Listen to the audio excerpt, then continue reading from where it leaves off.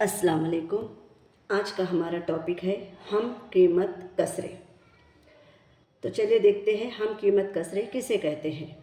दो या दो से ज़ायद कसरों को मुख्तसर करने पर कीमत एक जैसी हो तो उन्हें हम कीमत कसरे कहते हैं। यानी इसको समझते हैं कि दो या दो से ज़्यादा कसरे हैं तो उन कसरों को मुख्तसर करना है। मुख्तसर करना यानी उनको तकसीम करने पर जो कीमत हासिल होती है, अगर वो कीमत एक जैसी हो तो उन्हें हम कीमत कसरे कहते हैं। तो यहाँ पर 3 कसरे दी गई हैं।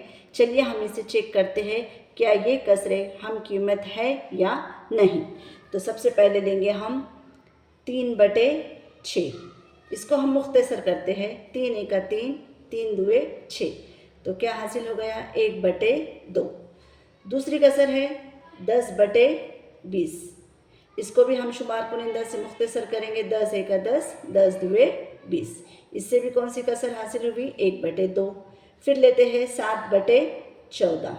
इसको भी शुमार कुनिंदा से नसबनुमा को तकसीम करते हैं। 7 एका 7, 7 दुए 14। इससे भी क्या हासिल हुआ 1/2। यानी इन तीनों कसरों से हासिल होने वाली कीमत 1/2, 1/2, 1/2 बिल्कुल एक ही जैसी है। यानी ये तीनों कसरे हम कीमत कसरे है। उम्मीद है आपको ये समझ में आ गया होगा। अस्सलाम वालेकुम।